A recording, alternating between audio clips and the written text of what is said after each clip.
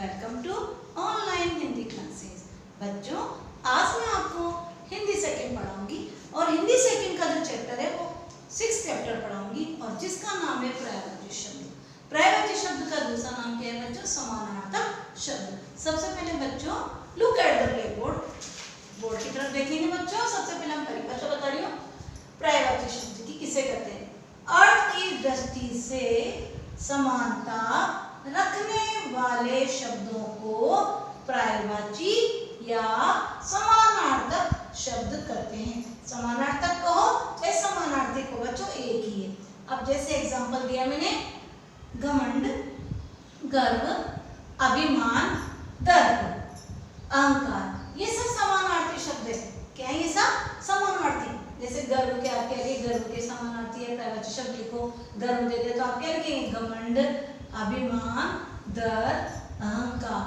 ठीक है बच्चों, लेकिन आपको एक चीज इसमें ध्यान रखनी है, पर हम एक के स्थान पर दूसरे का प्रयोग करें तो हास्यास्पद होगा। यदि मान लो मतलब दोनों के सिमिलर सूक्ष्म अंतर है इनके अर्थ में, अगर हम एक ही जगह दूसरे का प्रयोग करेंगे तो क्या होगा? हास्यास्पद होगा, यानी वो सेंटेंस सही नहीं जमेगा।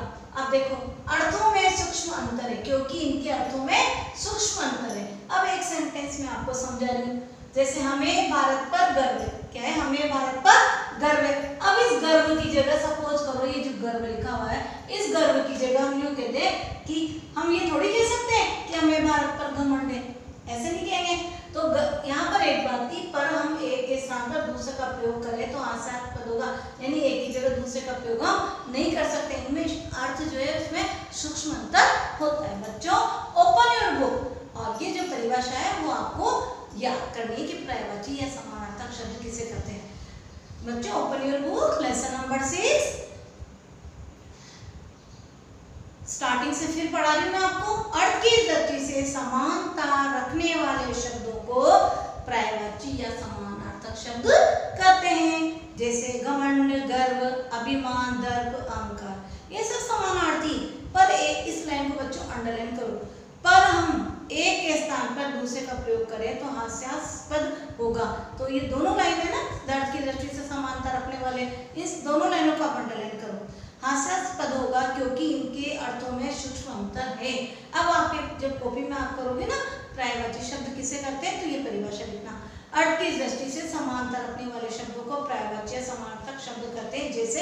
जैसे मैं ये वाला भी एग्जांपल लिख सकते हैं या नीचे वाले पर्यायवाची को कोई सा भी लिख सकते हैं, दो। और ये लाइन आप अच्छी तरह से याद रखना कि हम एक के स्थान पर दूसरे का प्रयोग करें तो हास्यास्पद होगा क्योंकि इनके अर्थों में सूक्ष्म अंतर है।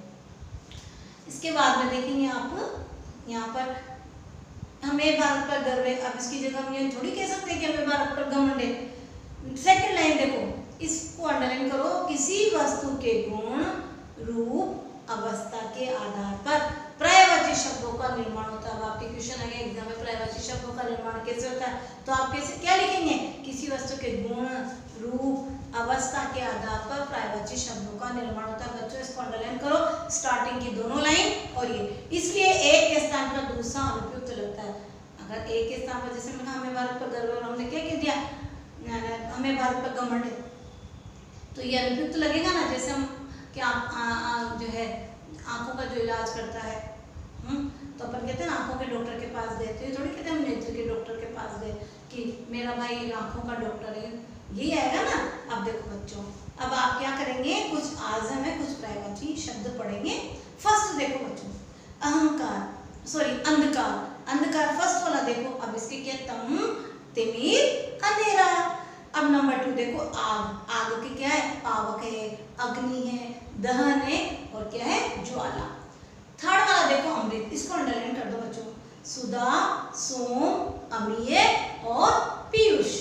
3 याद कर लेना। अंग, हिस्सा, भाग, अंश। जो मैं अंडरलाइन कराती हूँ बच्चों उनको अंडरलाइन करा करो। वैसे तो याद तो सारे करना है, लेकिन कुछ मोस्ट मुझे लगते हैं वो मैं आपको अंडरलाइन करा देती हूँ। अनुपम। अनुपम मीन्स निराला, अनोखा और अपूर्व।